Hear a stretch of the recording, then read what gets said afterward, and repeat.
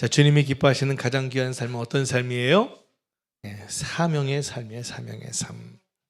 우리가 너무나도 잘 알고 있는 단어이지만 오늘 또 본문 말씀을 통해서 좀 더 우리의 생각과 시야와 마음이 더 넓어지고 또 오늘 이 말씀을 우리 마음판에 새김으로 내게 주신 사명과 또 소명의 삶을 살아갈 수 있는 우리 모두가 되기를 주님의 이름으로 축복합니다. 우리는 하나님이 주신 재능을 통해서 사실 성공하는 삶을 살아야만 합니다. 그리고 형통한 삶을 살아야 돼요. 그러나 더 중요한 것은 하나님이 내게 주신 재능을 통해서 사명을 완수하는 일이 훨씬 더 중요하다는 것을 알아야 합니다. 재능을 통해 섬기는 것이 바꿔 말하면 사명을 완수하는 것입니다. 그러니까 재능과 사명은 따로 떼어서 생각하면 안 되는 것입니다. 재능을 통해서 성공한 후에 사명을 자각했던 한 사람을 오늘 우리 본문에서 알 수 있죠. 오늘 본문에 나오는 바로 느헤미야라는 사람입니다. 이 느헤미야가 뭐 하던 사람이냐? 당시 수산궁에서 아닥사스다 왕, 그 당시 나라의 왕을 섬기는 사람이었어요. 이 느헤미야가 맡은 일은 어떤 일이었는가? 술 맡은 관원이었습니다. 오늘날로 말하면 비서실장과 같은 사람이에요. 왕의 술에 독이 있는지를 미리 점검하고 왕 곁에서 시중을 들면서 국사를 했던 사람이었습니다. 한마디로 왕의 신뢰를 가장 많이 받는 사람이었던 거죠. 이 느헤미야는 지도자였고 또 부자였습니다. 권력을 가진 사람이었어요. 그러나 느헤미야는 거기에 머무르지 않았습니다. 느헤미야는 하나님을 경외했던 사람이에요. 하나님이 주신 사명을 기다리는 중에 자신의 사명을 완수하게 된 것입니다. 그의 사명, 우리가 느헤미야 하면 딱 떠오르는 수식어가 나와야 돼요. 그게 뭐냐면 예루살렘 성벽 재건이에요. 그러니까 예루살렘 성벽을 재건한 인물이 누군 거예요? 느헤미야인 것입니다. 자, 느헤미야의 생애는 본인이 사명을 발견하고 성취함으로써 위대해졌습니다. 그가 발견한 사명은 그가 존재하는 목적이었어요. 그러니까 자신의 존재 목적을 발견한 그의 생애가 한마디로 위대한 생애가 되는 거예요. 존재 목적을 알아야만 그렇게 하나님이 기뻐하시고 위대한 생애를 살아갈 수가 있다는 것을 우리가 알아야 한다는 거예요. 그가 만일 목적을 발견하지 못했다면, 존재 목적을 발견하지 못했다면 이 느헤미야의 이름은 역사에 기록되지 않았을 것입니다. 그는 사명을 발견하고 그것을 자신의 존재 목적으로 받아들였어요. 그리고 그 사명을 성취함으로써 이 성공과는 비교할 수 없는 정말 진정한 행복과 진정한 즐거움과 진정한 만족을 누리는 삶을 살은 인물이라고 하는 것입니다. 그러니까 우리가 하나님께서 왜 이 땅에 존재하게 하셨는가, 내가 지금 여기에 왜 있게 하셨는가를 발견하지 못하면 우리의 삶은 늘 우울할 수밖에 없죠. 자꾸만 무기력해질 수밖에 없는 것입니다. 그러나 느헤미야와 같이 내가 있는 상황에서, 환경에서 그 존재 가치를 깨닫고 나의 사명을 깨닫고 그것을 행함으로 옮겨나갔을 때 누구나가 다 정말 진정한 행복과 즐거움과 만족을 누릴 수 있는 그런 삶을 살아갈 수 있게 됨을 오늘 말씀을 통해서 우리가 깨달을 수 있기를 바랍니다. 우리가 또 생각해야 할 것은 느헤미야의 위대함은 그의 성공에 있지 않았다는 거예요. 당시 성공한 사람은 많이 있었습니다. 느헤미야의 위대함은 바로 그에게 맡겨진 사명을 완수하는 데 있었다라는 거예요. 우리가 그래서 이걸 분명한 차이를 알아야 됩니다. 성공은 자기 실현이라고 말할 수 있어요. 그러나 섬김은 자아 초월이라는 말을 쓸 수 있는 것입니다. 그 섬김을 통해서 자기를 초월한 삶이 바로 사명을 완수하는 삶이에요. 그 사명을 완수하려면 섬김이라는 단어를 또 떼서는 생각할 수가 없는 것이죠. 인간은 사명을 완수할 때 정말 충만한 삶을, 기쁨과 진정한 행복을 경험할 수 있게 됩니다. 자, 그렇다면 어떻게 하면 이 사명을 발견하고 완수할 수 있을까? 어떻게 하면 정말 이 사명 완수를 위해서 내게 필요한 건 어떤 것들인가? 또 사명 완수를 하기 위해서 방해하는 장애물들은 어떻게 극복해 나갈 수 있는가? 오늘 말씀을 한번 살펴보면서 주님이 주신 그런 은혜와 도전의 시간이 되시기를 주님의 이름으로 축복합니다. 늘 여러분, 제가 간단하게 사명과 소명을 얘기하지 않습니까? 소명은 뭐예요? 부르신 것. 사명은 그 부르심에 대한 응답. 이 간단하게 여러분들이 묵상님께 보내주신 게 소명. 그럼 목사님 교회에서 여러분들이 해야 될 일이 뭐예요? 사명. 일단 이렇게 딱 구분을 줄 수 있어야 돼요.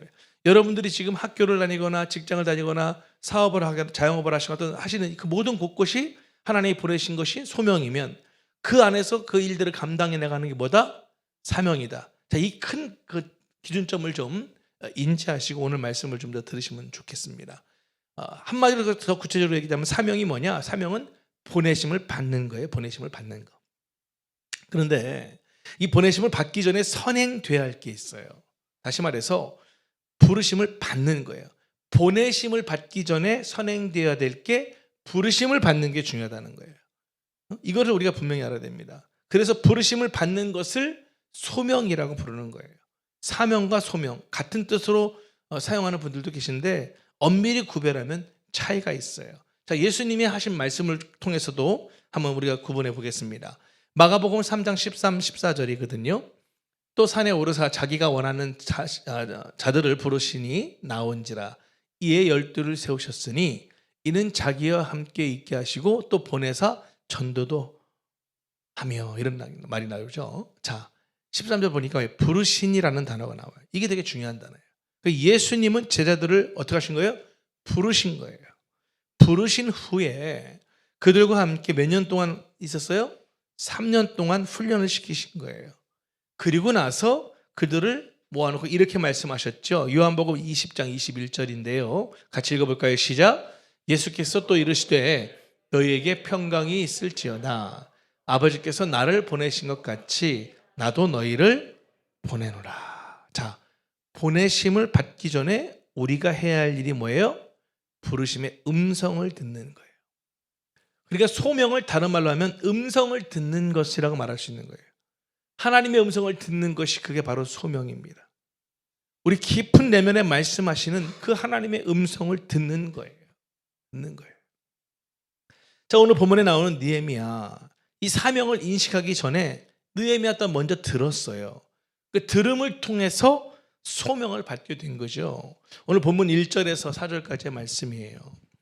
하가랴의 아들 느헤미야의 말이라. 아닥사스다 왕 제20년 기슬르월에 내가 수상궁에 있는데 내 형제들 가운데 하나인 하난이라는 사람이에요. 하난이가 두어 사람과 함께 유대에서 내게 이르렀기로 내가 그 사로잡힘을 면하고 남아있는 유다와 예루살렘 사람들의 형편을 물은즉 그들이 내게 이르되 사로잡힘을 면하고 남아있는 자들이 그 지방 거기에서 큰 환난을 당하고 능욕을 받으며 예루살렘 성은 허물어지고 성문들은 불탔다 하는지라. 같이 읽어볼까요?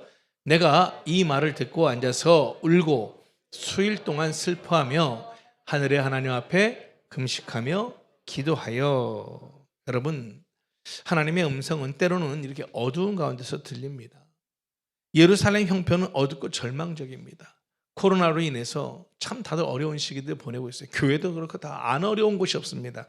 그러나 이렇게 어두운 시기에 이 어두운 가운데 주의 음성은 들리는 줄 믿으시기 바랍니다. 오늘 하나님의 음성이 느헤미야에게 들렸던 거예요. 오늘 이 말씀을 통해서 하나님께서 여러분 한 분 한 분에게 또 여러분의 주의 음성이 들려줄 수 있기를 주님의 이름으로 축복합니다. 하나님을 통해서 임했습니다. 그러니까 느헤미야가 그 형제를 통해 하나님의 음성을 들었을 때 바로 이 느헤미야의 생애가 변화되었다라는 것입니다.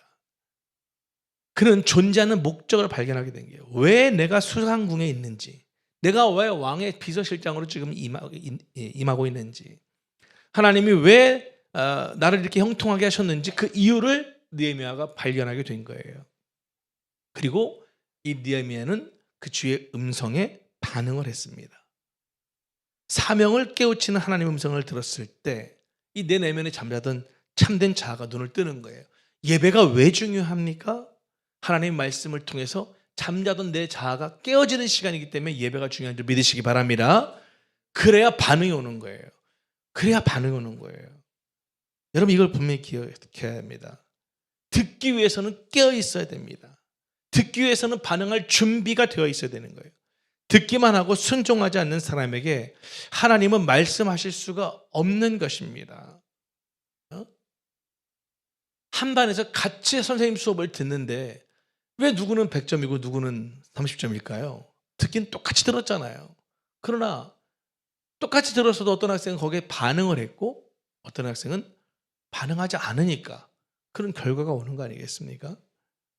여러분, 하나님은 때로는 직접 말씀하실 때도 있지요.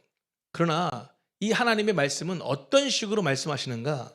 때로는 가까운 사람을 통해서도 말씀하십니다. 믿으시면 아멘. 또 예배 중에 설교를 통해서도 말씀을 하세요. 어디 그뿐입니까? 자연을 통해서도 말씀하실 때가 있고요. 매스컴을 통해서도 말씀하실 때가 있죠. 저는 뭐 광고 한번 드리고 싶어요. 제가 거기 속에서 은혜를 받았기 때문에. 제가 한번 언젠가도 말씀드렸죠. 제가 정말 힘든 시기를 할 때 제 아는 지인 목사가 목사님, 그럴 때는 좀 드라마 같은 것도 봐요. 원래 무슨 드라마를 봐 했더니 그런 거 보면 그것도 위로가 되고 그걸 통해서도 하나님 말씀하실 때가 있대. 그래가지고 추천해 줬던 게 낭만닥터 김사부였어요. 그래서 그 주인공이 누구였죠? 한석규 씨 나오는 거예요. 그래서 그걸 이렇게 봤어요. 근데 저는 정말 많이 울면서 봤어요. 그 당시 제 상황이 그런 것도 있었지만 낭만닥터 김사부를 보면서 정말 그냥 하나님이 한석규를 통해서 저한테 얘기하는 것 같은 거예요. 근데 지금도 잊지 못할 장면이에요. 그 시골의 병원에 원장은 어떻게든 간에 그걸 못 잡아먹어 그 한석규 씨를 못 잡아먹어서 김사부를 못 잡아먹어서 안달들 하잖아요. 근데 어느 날 하루는 응급실에 막 위급한 환자가 왔어요. 다 죽어가는 환자가 오니까 한석규 씨가 막 이제 소생술을 하면서 막 땀을 삐질삐질 흘리는데 이제 다른 의사가 와서 당신 뭐 하는 거냐고. 그 다 죽어가는 사람 괜히 건드렸다가 죽으면 이 병원 어떻게 되라고 그 난리를 하냐고 막 뭐라고 하니까 딱 그때 한석규 씨 김사부가 했던 말이 뭐예요? 당신은 당신 일 해. 나는 내 일 할게. 나는 사람 살리는 게 내 일이야. 그러니까 나는 이 일을 내가 할 거야. 야, 여기서 정말 큰 주의 음성을 들었어요. 내용 자체가 뭐냐? 정치인들은 정치하라고 그래. 나는 사람 살리는 게 내 일이야. 하면서 또 사람 살리는 거에 최선을 다하는 그런 내용들이에요. 작가가 크리스찬 아닐까 생각도 한편엔 들기도 하는데 참 그거 외에도 너무너무 참 명언들을 많이 이렇게 하고요. 여러분, 우리가 좀만 민감하면 사람을 통해서 환경을 통해서 정말 뭘 통해서도 하나님은 계속 우리에게 말씀을 하신다는 거예요. 믿으시면 아멘. 하나님은 지금도 말씀하고 계십니다. 우리가 귀를 열면 다 들을 수 있는 거예요. 내 내면에 참된 자아는 바로 하나님의 음성을 듣기를 갈망하고 있어야 된다는 거예요. 그리고 그 음성에 반응할 준비를 하고 있어야 된다라고 하는 것입니다.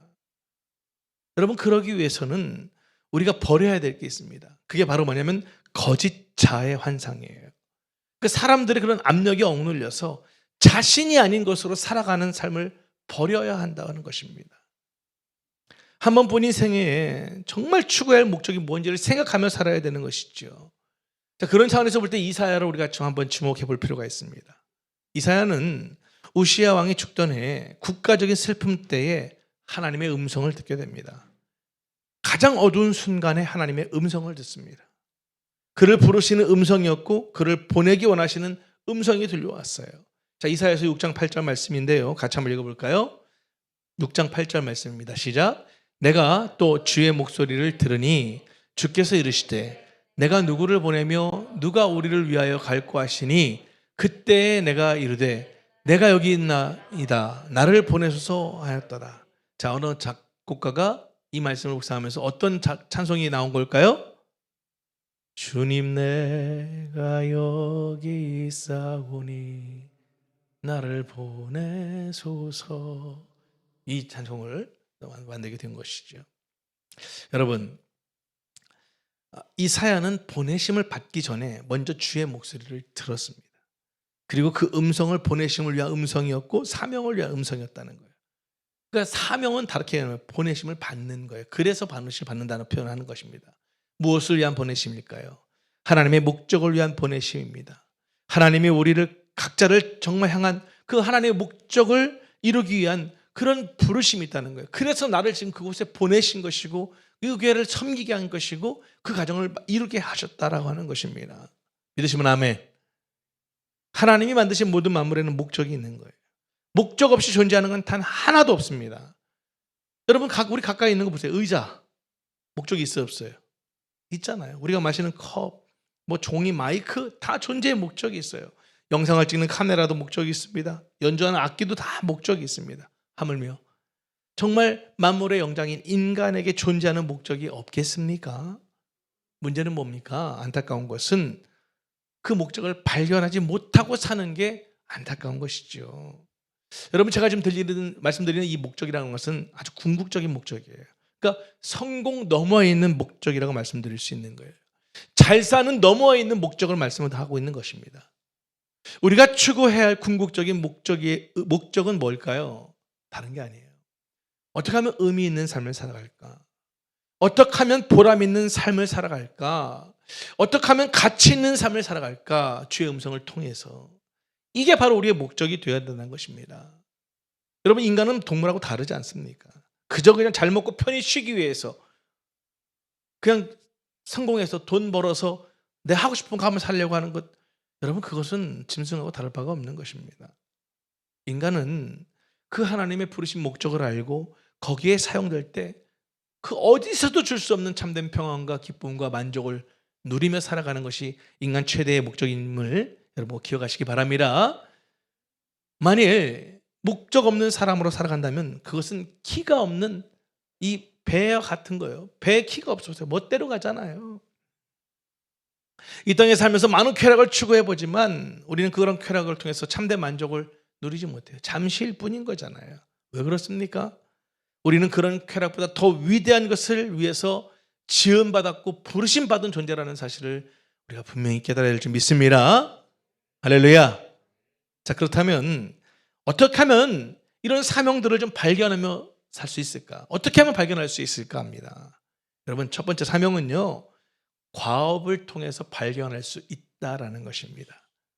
한마디로 사명은 과업이고 과업은 하나님이 맡기신 일이라는 것을 여러분 아셔야 됩니다. 노아의 과업은 뭐였습니까?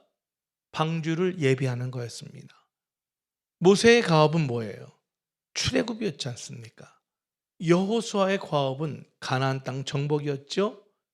솔로몬의 과업은 성전 건축이었습니다. 스룹바벨의 과업은 성전 재건이었고 느헤미야의 과업은 예루살렘 성벽 재건이었습니다. 에스더의 과업은 바로 민족 구원이었고 침례 요한의 과업은 예수님을 위해 길을 예비하는 것이 그의 과업이었습니다. 여러분 잘 아는 바울의 과업은 무엇입니까?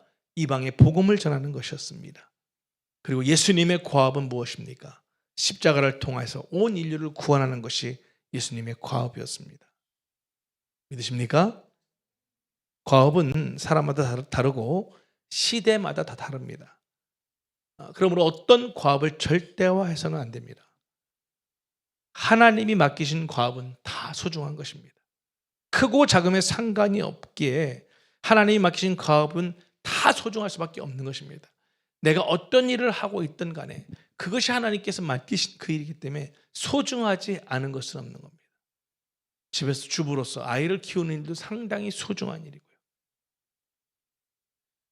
김남주 목사님의 게으름의 책에 보면 이런 내용이 나오잖아요. 하루는 한 사업가가 너무 사업에 시달려가면서 지친 가운데로 또 이른 아침에 이렇게 나오고 있는데 출근하려고 출근하러 나갔는데 어떤 청소부가 이렇게 막 너무 막 기뻐가지고 막 노래를 부르면서 막 아무도 없는데도 막 쓰레기를 청소를 청소 길가를 치우면서 너무 즐거워하는 거예요.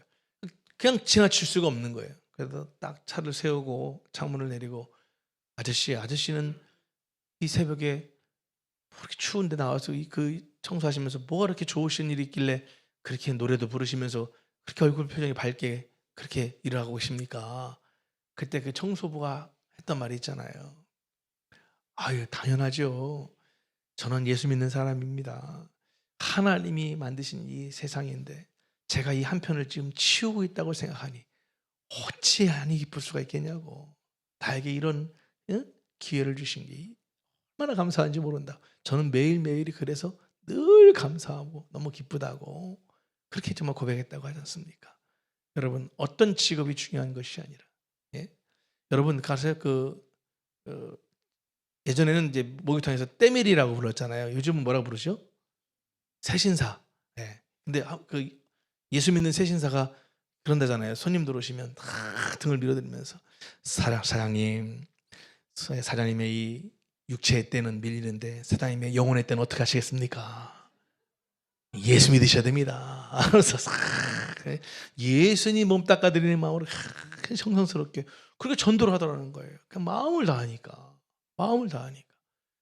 직업에 귀천이 어디 있습니까?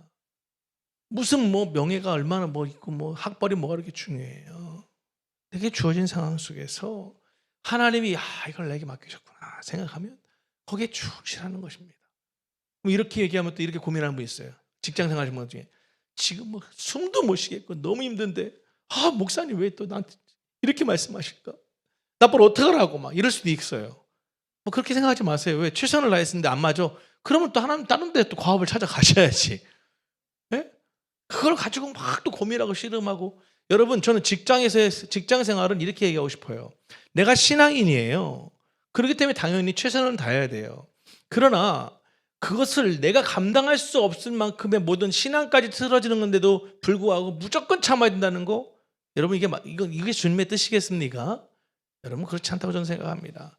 내가 직장 생활을 하더라도 정말 최선을 다하고 그래서 거기서 만족이 있고 기쁨이 있고 이겨낼 만함이 있어야죠.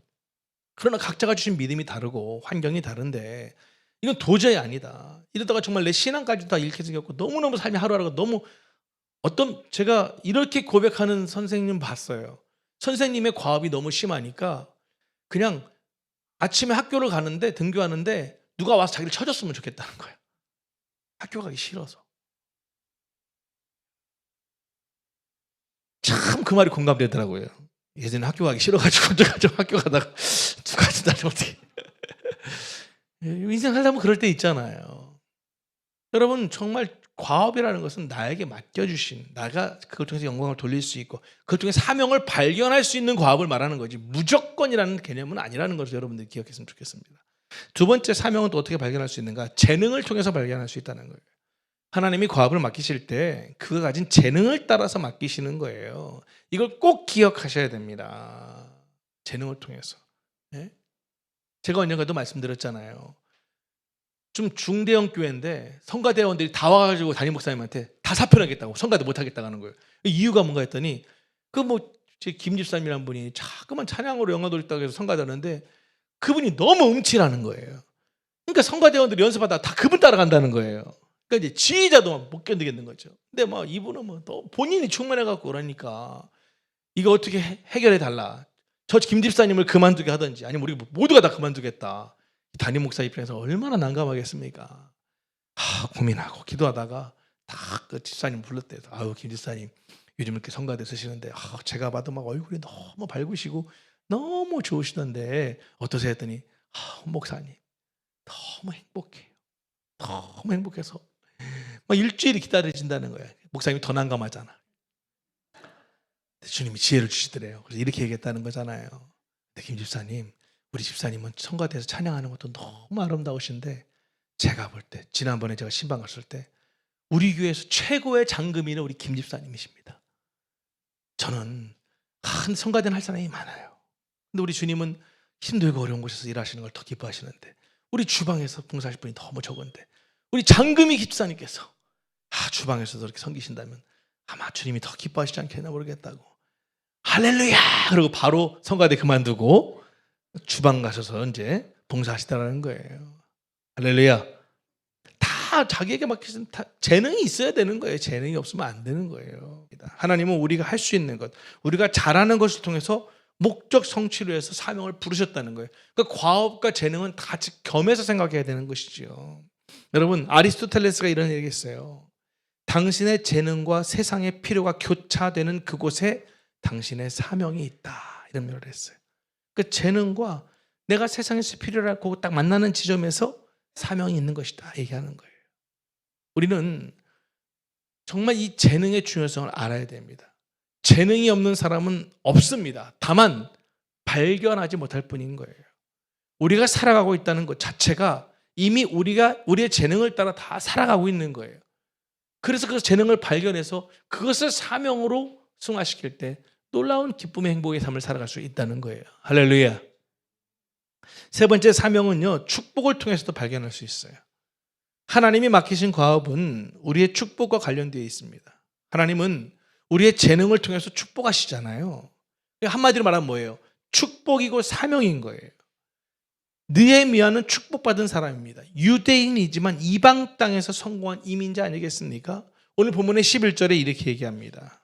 주여 구하오니 귀를 기울이사 주의 종의 기도와 주의 이름을 경외하기를 기뻐하는 종들의 기도를 들으시고 오늘 종이 형통하여 이 사람들 앞에서 은혜를 입게 하옵소서 하였나니 그때에 내가 왕의 술관원이 되었느니라. 자, 앞에서 말씀드린 것처럼 느헤미야는 왕의 술관원이었습니다. 그는 왕과 독대하는 사람이었어요. 그는 재산이 풍부했습니다. 예루살렘 총독으로 일하는 동안 총독의 녹을 받지 않느냐 할 정도로 부유했어요. 그러나 이 느헤미야는 오히려 본인이 갖고 있는 이 재산, 이 부를 통해서도 그 과업을 성취해냈다라는 것입니다. 느헤미야는 축복을 낭비하지 않고 자신의 축복을 사명으로 연결시켜 줄 줄 알았던 사람입니다. 여러분, 사업을 하면서 돈을 많이 벌었으면 그 뭐예요? 그 돈 받은 물질의 축복을 가지고 하나님께 영광 돌리는 삶을 살아야 되는 것이지요. 정말 본인이 어떤 분야의 축복을 받았던 그 축복을 통해서 정말 사명을 발견하고 정말 그 하나님의 영광을 드러내는 삶을 살 수 있다는 것입니다. 하나만 더 살펴보자면 사명은 때를 통해서도 발견할 수 있다는 거예요. 때. 우리가 이 땅에 존재하는 것은 어떤 의미에서 정해진 한 때를 위한 것인지 모릅니다. 그렇기 때문에 그 정해진 때를 위해서 모든 과정이 귀한 거예요. 모든 과정은 그 한 때에 집중되도록 해야 하는 것입니다. 아시다시피 여러분, 예수님도 때를 따라 사셨습니다. 예수님은 자주 아직 내 때가 이르지 아니했다라고 말씀하셨잖아요. 그렇게 말씀하신 예수님께서 결정적인 때를 기다리셨습니다. 그때가 바로 십자가를 지시는 때였습니다. 사명을 이루는 때가 있습니다. 그리고 그때는 축복의 때라는 거예요. 예수님은 그 사명의 절정의 때에 십자가를 향해서 나가셨어요. 우리가 이 땅에 사는 동안도요, 하나님이 복을 마음껏 부어주시는 때가 분명히 있습니다. 믿으시기 바랍니다. 그리고 그 때를 선용해야 합니다. 느헤미야는 축복의 때를 선용했습니다. 그는 축복의 때의 사명을 깨달았어요. 사명을 완수하는 것도 때가 있다는 거예요. 그 때를 놓쳐서는 안 되는 것입니다. 2023년 여러분의 과업과 재능과 축복과 때를 통해서 여러분의 사명을 발견하시고 그 사명을 통해서 정말 주님의 기쁨이 되시는 삶을 살아가실 수 있기를 주님의 이름으로 축복합니다. 할렐루야. 우리가 그러나 꼭 또 잊지 말아야 될 게 있습니다. 우리가 이렇게 어떤 내 과업과 내 재능과 또 축복과 때를 통해서 그 사명을 발견하고 그 이 사명의 길을 가다 보면 쉽지만은 않아요. 꼭 장애물을 만나게 되어 있습니다. 그래서 많은 사람들이 이렇게 과업과 재능과 축복과 때를 통해서 사명은 발견하는데 이제 딱 장애물을 만나니까 어떻게 돼요? 그냥 포기해버리고 마는 거예요. 에라 모르겠다가 되는 거죠. 그리고 자꾸만 그냥 현실에 안주하는 삶을 살아가게 된다는 거예요. 그러나 여러분, 꼭 우리가 이 장애물을 만났을 때 잊지 말아야 할 사실이 있습니다. 사도 바울의 고백이었죠. 사도행전 20장 24절 말씀이에요. 같이 한번 읽어볼까요? 시작. 내가 달려갈 길과 주 예수께 받은 사명 곧 하나님의 은혜의 복음을 증언하는 일을 마치려 하면은 나의 생명조차 조금도 귀한 것으로 여기지 아니하노라. 아멘. 느헤미야가 예루살렘 성벽을 재건하려고 할 때 마찬가지예요. 엄청난 장애물들이 있었습니다. 그걸 극복했어야 됩니다. 과업을 성취하기 위해서 정말 여러 가지 그런 정말 자원들이 있었는데 불구하고 정말 얼마나 큰 장애물들이 있었는지 모르겠어요. 방해하는 사람들이 꼭 있습니다. 산발락과 도비아 같은 사람들이 있는 거예요. 그들은 느헤미야가 하는 일을 조롱했어요. 그리고 느헤미야를 모함했습니다. 음모를 꾀했고 거짓말을 꾸미고 얼마나 괴롭혔는지 몰라요. 또 두렵게 만들었습니다. 성벽 재건을 중단시키려고 했습니다. 엄청난 장애물들인 거죠. 그러나 느헤미야는 이 산발락과 도비아 그리고 게셈 같은 사람들의 모든 방해에도 불구하고 결국은 예루살렘 성벽 재건을 완수했다라는 것입니다. 자, 그렇다면 어떻게 하면 내가 이 사명을 잘 감당하기 위해서 이 장애물들이 올 때마다 극복해 나갈 수 있을까? 좀 몇 가지 살펴보고 좀 정리할까 합니다. 첫 번째는 여러분 장애물 만났을 때요, 다른 거 없습니다. 하나님께 매달려야 돼요. 할렐루야. 하나님이 도와주셔야 장애물 극복할 수 있어요. 근데 우리는 일단은 뭐예요? 장애물 나타나면 어떻게 돼요? 사람부터 찾아가잖아요. 은행부터 찾아가잖아요. 여러분, 이 우리 습관 바꿔야 돼요. 주신 사명을 완수하는데 당연히 장애물은 있고요. 그 장애물을 극복하려면 일단 하나님께 맡겨야 돼요. 하나님께 도움을 요청하는 것입니다. 하나님은 우리에게 허락하신 과업을 분명히 이루실 줄 믿습니다. 하나님도 사람을 통해서 하시지만 결국은 하나님이 하시는 거잖아요. 때로는 정말 이 골리앗과 같은 장애물들이 있습니다. 그러나 여러분 잊지 마십시오. 하나님은 항상 우리와 함께 하십니다. 그리고 그 주님 앞에 나갈 때 사람을 통해서, 환경을 통해서 놀랍게 역사하시는 것입니다. 여러분 인생 가운데 사명을 완수하며 가는 그 길 가운데 장애물이 나타날 때마다 하나님의 도움을 구하실 수 있기 바랍니다. 또 기도를 통해서 장애물을 극복할 수 있잖아요. 여러분 느헤미야는 기도하는 사람이었어요. 기도로 시작해서 기도로 과업을 완수했던 사람입니다. 과업을 완수하는 것은 영적 전쟁을 하는 것 같은 거예요. 여러분 잊지 마십시오. 기도할 때 하나님이 도와주십니다. 기도할 때 하나님이 대신 싸워주시고 대신 일하십니다. 아멘. 여러분 코로나 이후에 교회들마다 지금 행사하느라고 많이 바쁩니다. 교회들마다. 아직은 모르겠어요. 저도 때를 기다리고 있습니다. 교회적으로 볼 때. 그러나 어느 목사님과 비교했을 때 적어도 하루에 성도님들에게 말씀 먹이고 기도하는 일을 놓치지는 말자. 그리고 아직 지금 이제 5월이 다가온 이제 5월입니다. 지난 4개월을 돌아볼 때 감사하게도 주중에 우리 성도님들에게 말씀 기도를 제가 놓친 적은 없는 것 같아요. 간혹 이름을 빠뜨린 적은 있을지 모르겠어요. 그러나 그렇지 않고 저도 그걸 사명으로 알고 어쨌든 그것이 가장 중요한 핵심이다라고 생각해서 여러분의 반응과 상관없이 말씀과 기도는 어쨌든 목사가 해야 될 일이라 생각해서 그 일들을 감당해 나갑니다. 하다 보니까 습관이 되어졌기 때문에 이렇게 어렵지는 않은데 또 주변 분들이 볼 때는 참 야, 그걸 어떻게 이렇게 하냐 하시지만 그게 사명이니까 감당하는데 그렇게 어려움은 없습니다. 여러분들 꼭 기억하시고 정말 어떤 걸림돌들이 있다 할지라도 하나님한테 도움을 구하고 기도할 때 분명히 장애물을 극복할 수 있음을 믿으시기 바랍니다. 또 세 번째는 주신 믿음으로 장애물을 극복할 수 있는 거예요. 느헤미야는 믿음의 사람이었지 않습니까? 흔들리지 않는 믿음으로 승리했던 것입니다.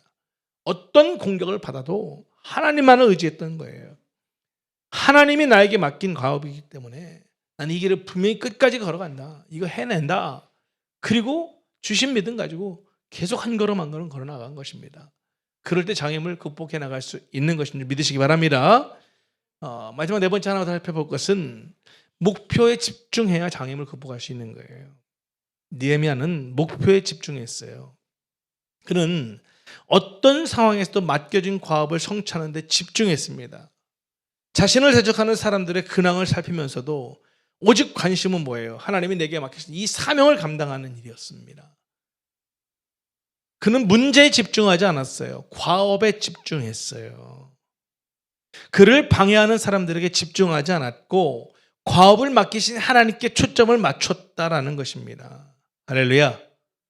그래서 더욱더 함께 일할 동역자들과 함께 합심해서 그 일을 감당해 나갔던 것입니다. 예수님도 마찬가지지 않습니까? 예수님은 자신을 비방하고 모함하고 비난하는 사람들에게 초점을 맞추지 않으셨어요. 예수님은 제자들에게 초점을 맞추셨어요. 하나님이 맡기신 십자가의 과업에 초점을 맞추셨던 것입니다. 오직 앞에 있는 즐거움을 위해서 모든 고통을 다 참으셨던 것입니다. 예수님의 목표는 십자가 뒤에 있는 구원의 역사였습니다. 할렐루야. 십자가 뒤에 있는 그 부활이었던 것입니다. 그것을 바라보면서 모든 것을 극복하셨던 것입니다. 여러분 과업을 성취하기 위해서 우리 모두가 목표에 집중하실 수 있기를 주님으로 축복합니다. 목표에 집중할 때 장애물은 분명히 우리 앞에서 무력해지는 것입니다. 이걸 기억하셔야 됩니다. 다시 말씀드리지만 내게 맡기신 사명을 감당하는데 장애물은 당연히 있다 없다? 있다는 것입니다. 장애물이 없는 그런 사명 없습니다. 그런데 장애물 가운데 가장 큰 장애물이 뭘까요, 여러분? 사람이에요, 사람.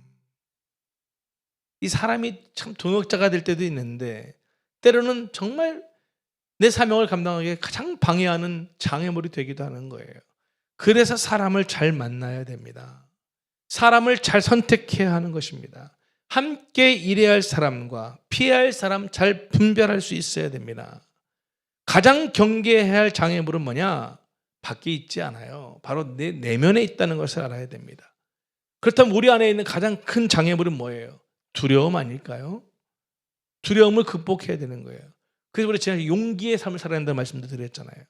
두려움이 있는 사람 없는 사람이 있다겠어요? 아무도 없습니다.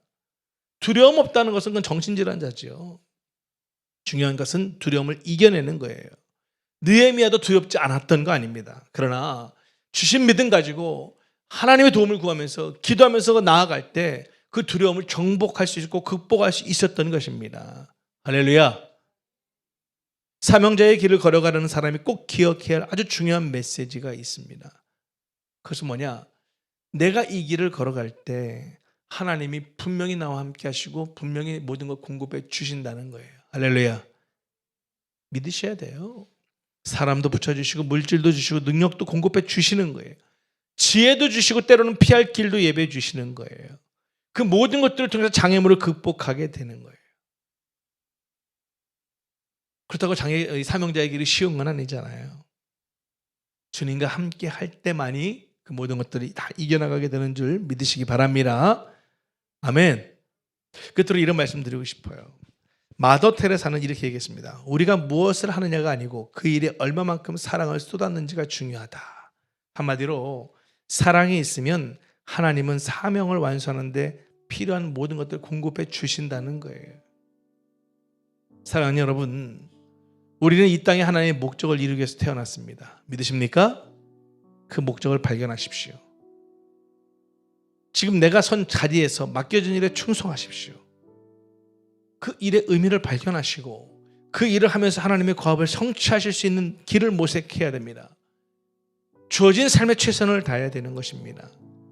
그리고 그곳에서 정말 하나님의 영광을 위해서 살아가야 됩니다. 주중에도 한 지인 집사님 만났는데 그분의 말이 참 마음에 많이 이렇게 와닿았습니다. 어떤 얘기를 하다 이런 얘기 하더라고요. 그냥 하루 살면서 먹을 수 있다는 거, 일할 수 있다는 거, 잠 잘 잘 수 있다는 거 너무 감사하고 축복되는 일이다. 여러분, 어떤 문제가 생겨가지고 잘 못 먹어보세요. 잠 잘 수 있어요, 없어요? 잠이 안 와요. 어떤 큰 문제가 없이 내가 하루 잘 먹고 할렐루야 잘 자고 일할 수 있으면 어떻게 보면 이것이 우리의 사명 아닐까요? 정말 행복한 사명 아닐까요? 오늘 내게 허락하신 사명 발견하지 못해서 먹지도 잘 못하고 맨날 고민이 많아서 자지도 못하고 일도 제대로 못 해보세요. 이게 정말 하루하루가 지옥 같을 거라는 거죠. 먹을 수 있으면 감사할 수 있기 바랍니다. 잘 수 있다는 것에 감사했으면 좋겠어요. 내가 할 일이 있다는 거에 감사해 보세요. 그게 사명이라고 생각해 보세요.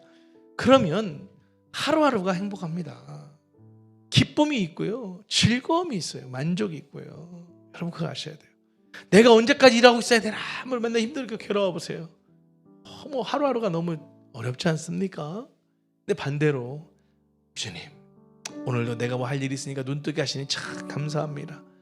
오늘도 누군가를 만날 수 있어서 감사하고 누군가와 또 먹을 수 있어서 감사하고 내가 일할 수 있는 것에 감사하고 주님 오늘도 그래도 많은 잠은 아니더라도 또 몇 시간이라도 이렇게 잘 수 있는 은혜 주셔서 참 감사합니다. 우리 모두가 좀 그렇게 좀 살았으면 좋겠어요. 우리가 어디에 초점을 맞추냐가 중요한 거예요. 자꾸만 누구하고 비교하시고 말았으면 좋겠어요. 사탄의 방법이잖아요. 늘 비교하게 만드는 거. 저 사람은 저런데 나는 왜 이러면 감사가 나올 수가 없잖아요. 무슨 사명이 그런 거겠습니까? 주어진 상황 속에서 정말 하나님이 오늘 내게 주신 그 사명 딱 붙들고 주어진 과업에도 최선을 다하고 주신 재능 가지고 탤런트 갖고 또 섬기고 그 안에서 먹고 자고 싸고 일할 수 있으니 정말 우리 하루하루 삶을 살아간다면 정말 그것이 바로 주님께서 말씀하시는 가장 귀한 삶, 사명의 삶이 아닐까 생각합니다. 2023년 우리 모두가 하나님 내게 허락하신 그 사명들, 그 목적을 이뤄 나가시는 우리 모두가 되실 수 있기를 주님의 이름으로 축복합니다. 할렐루야. 기도하시겠습니다.